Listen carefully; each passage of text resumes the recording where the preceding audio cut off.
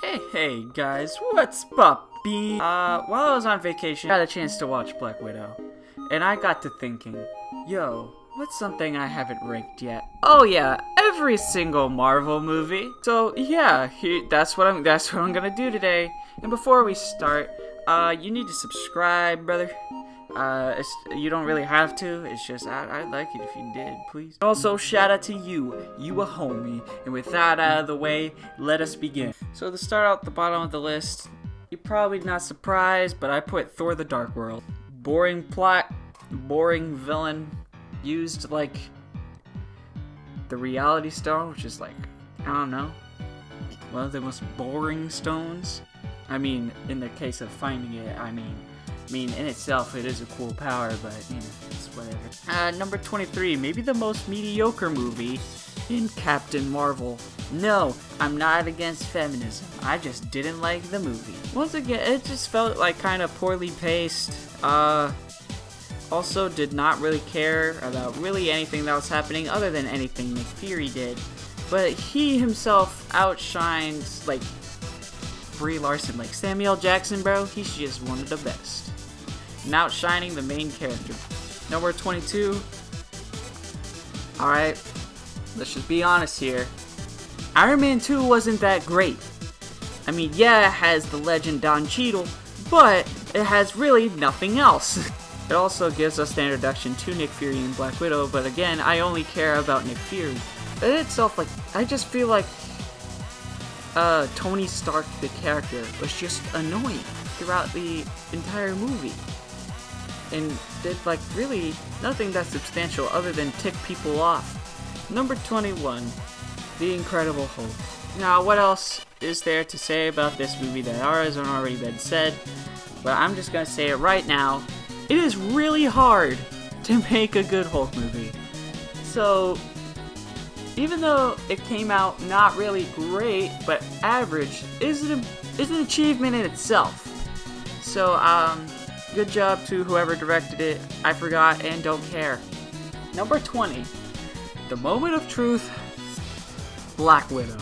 Now, you may be thinking, well, Sam, I really like this movie. Well, Sam didn't, and here's why. The first 45 minutes was great.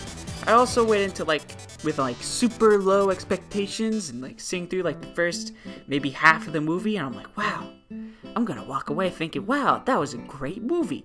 But then it took everything that was great and then said, you know what? You wanna know what would be great, guys? We take it away. Sorry, you've done it again. It just feels like it was all disappointing. Like, the main villain, Taskmaster, was in the movie for maybe 10 minutes tops. And the actual guy, I mean, yeah, the actual, mastermind, yeah, he's a creep. But, I don't even remember his name. An excuse to set up Yelena. I'm not complaining. I think the Yelena was great. I think that's a great character. But, again, they overshadowed the main character, which is a problem. I mean, also, come on, Red Guardian. Red Guardian. He was great at first, but then he went through, zero character arc. What was the point? What was the point in all of it? This whole movie is what was the point. At number 19, we've got Age of Ultron, everybody's least favorite Avengers movie. Now, I used to defend this movie a lot, but on the rewatch, I rewatched it maybe a couple months ago, after watching WandaVision again because my mom had not seen it. And man, is the dialogue bad. The script itself is awful. There's only maybe 3 bright spots that come out of that movie. 1, Wanda. 2, Vision. Now they have their own sitcom. And 3, I feel like Ultron was very unappreciated as a villain. I mean, at the time, sure, bad villain. But now that we've expanded and seen the events of Civil War and Infinity War and Endgame, you realize how brilliant Ultron's plan was.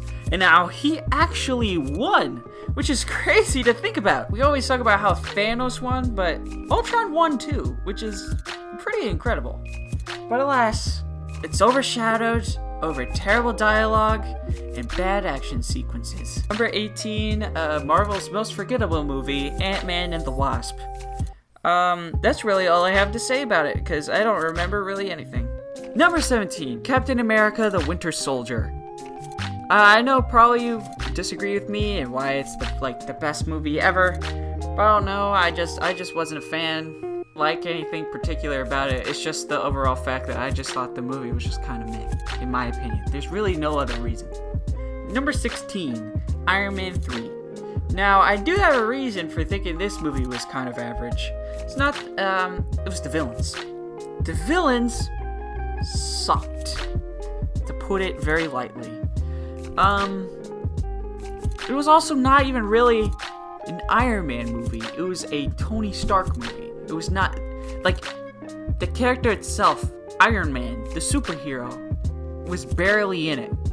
I mean, you can't call it Iron Man and then not have Iron Man in it. It's like Toy Story 4 was just more about Woody and had really nobody else. Now, I put this up a little bit higher than I think most people would. I think Thor gets a lot of crap, but I personally feel like it deserves to be right here at number 15. It wasn't bad, but it wasn't great either. It was funny sometimes. It set up Thor in a good way. Set up Loki, one of the best villains in the whole show. I almost said whole show. He got his own show now, and that's crazy. Check it out now. Set up in the movies to be the main villain in the first Avengers movie, which we will get to. And just Loki is an awesome. It also has the funny "I need a horse" line. And, that in itself saves this movie. Number 14, Ant-Man. I actually really like this movie. I just feel, I just simply put it here because, oh no, it's not really as memorable. I mean, I like Paul Rudd as Ant-Man. Okay, that's. I also like Luis. I just really like those two characters. I could really care less about anyone else. Yellow Jacket was just kind of whatever. But the end battle in I think her name is Cassie's bedroom. That was funny and cool. Number 13, Spider-Man: Homecoming. This was my favorite Spider-Man for a while, until the next step on this list. But yeah, I feel like it did a really good job. Michael Keaton as the Vulture, he killed it. Tom Holland as Spider-Man, he killed it. Iron Man was in this movie. It also says what it shows, what it means to be a superhero. With this line right here. I just wanted to be like you. And I wanted you to be better. I'm gonna need the suit back. The thing is, this is all I have. I'm nothing without this suit. If you're nothing without this suit, then you shouldn't have it. Number 12. I swear I'm not a racist for putting it this low, but Black Panther. I really, really like, maybe even adore, Chadwick Boseman as Black Panther. Yeah, it's gonna be really painful watching the second one, knowing that he's probably not going to be in it, or that they're probably gonna replace him by the third Black Panther in future movies. Because I feel like he killed it. Also, Michael B. Jordan as Killmonger was phenomenal. I love the character of Killmonger. And I feel like this movie was really good as a culture-defining movie. Because if I recall, this was the first ever superhero movie with a black lead. Technically, I guess I would go to Wesley Snipes and Blade, but I don't know if that's considered a superhero movie. But it is Marvel. But yeah, this was a culture-defining thing. I see it all over YouTube. I see it just in life. It had a big effect on people, and I feel like that's why I ranked it up this high. Number 11, just barely missing my top 10. Doctor Strange. Now, I actually didn't enjoy this movie a whole lot on my first watch, being real honest. But the more I've watched it, the more I've come to appreciate it and enjoy it. I mean, main guy, I don't really remember. I mean, not main villain guy, I don't really remember his name, but I don't really care, because Dormammu, baby! I'm so hyped for the next Doctor Strange movie, because I'm really hope Dormammu makes a return, along with Nightmare and other, multiverse stuff. But, yeah, I just feel like this is just like a good time. It's just a well-built movie, it's also super trippy. I love the way it was directed, the script is great too. Benedict Cumberbatch did a great job, great performance. Wong, he's cool. Alright, top 10, baby. We've made it. Alright, number 10. Guardians of the Galaxy Volume 2. I really, really liked this movie when I first saw it. I loved it. But, as time has gone on, I've come to not like it as much more kind of like decrease it. I mean, like, it is a really, really good movie. Don't get me wrong. That's why it's in the top 10. I feel like it was great for like building character and stuff. Like, especially Star-Lord and Ego. It was a great villain. And yeah, I mean, I feel like the only reason why it was placed down here is just because I liked the other movies better. That's really what it comes down to, just like Ant-Man. Alright, number 9. My favorite live-action Spider-Man movie, Far From Home. I don't know why I like this movie so much, but I just did.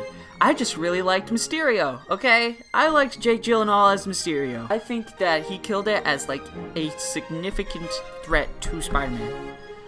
And, like, proving that he was fake and stuff, like, going into the movie, I knew that Mysterio was a villain, but throughout the movie, I was like, oh man, maybe he isn't that bad of a guy. Oh, just kidding, he stole everything from Tony Stark.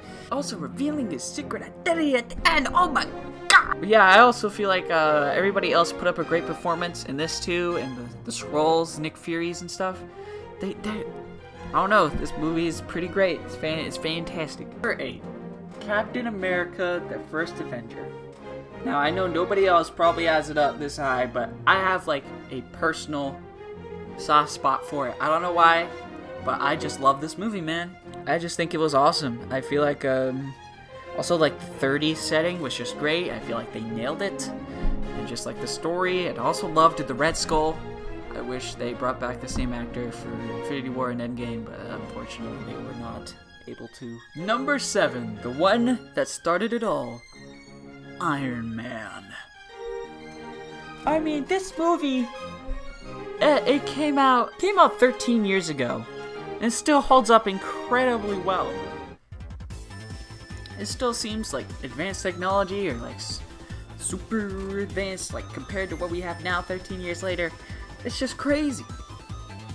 But also, I just love like the Tony Stark story of him becoming Iron Man, being like a less selfish person, even though he is still selfish. I mean, he's Tony Stark, he admits he's Iron Man. But I just feel like it was just a great way to set up what came.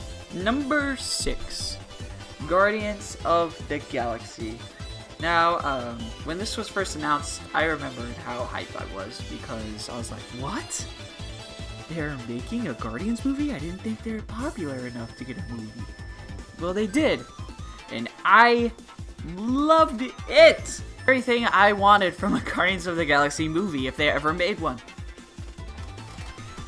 I mean, everybody just kills it. And Ronan, even though he's kind of forgettable, is still a solid villain. And the journey for the Power Stone, and it had the Collector, and Howard the Duck! Howard the Duck! It was also like another great way to set up Thanos for the future. Number 5, the original Avengers. Just like Iron Man, holds up incredibly well today. It's still great. I loved it. Actually, I still love this movie. It is still like is good for like a setup to everything else that comes after. And also Loki. Come on, Loki. He's good. Loki. What can I say that hasn't already been said about this movie? Number 4, Thor Ragnarok. I know I probably put it up way too high, but I love this movie so much. Korg, man! Korg! Mick! I just feel like the way Taika Waititi saved the Thor franchise with this movie is fantastic. Hypes me so much for Love and Thunder. I feel like it's going to be amazing. honestly. If it's not amazing, then it would be like an absolute shock. Number 3, Captain America Civil War. I just love the way this was set up by Age of Ultron. You know how, like I said, Ultron like eventually wins? Well, he wins in this movie along with Baron Zemo. Zemo is a fantastic villain, and I'm really upset that they ruined him in Falcon Winter Soldier. But that's a video for another day. But in this movie, he is fantastic as a villain. Slowly picking apart and tearing the Avengers literally in half, putting like half of them in prison and the rest on the run. Just like a good conflict between the heroes, you know? And it was like, it was pretty close to the, I don't know how close it actually was to the comic book storyline, but I think it could have been, I think it's just as good. It's just as good, even though I can't remember all of it right now. It was great. It was my favorite Marvel movie until these two showed up. Avengers Endgame. The perfect wrap-up to the first 3 phases in the Infinity Saga arc with Thanos. It was great. It was beautiful. The way they figured things out wasn't too weird either. Like, the time travel actually didn't feel cheap, and that there's actual rules to the time travel, and that like if they did something, it would break. The sacred timeline would split into a Nexus event, and yeah, I mean it was great. But you wanna know something that's better? When they first showed the power of Thanos in Infinity War. Infinity War took my breath away. It is fantastic and maybe the closest Marvel's ever come to making a perfect movie. It was amazing. Thanos is like one of my new favorite villains ever because of this movie, man. The way that he was portrayed was fantastic. The way that like everybody came together at the end, I guess Avengers Assemble. There's fights on multiple Earths. I mean, not multiple Earths, multiple planets that led to the 3rd act.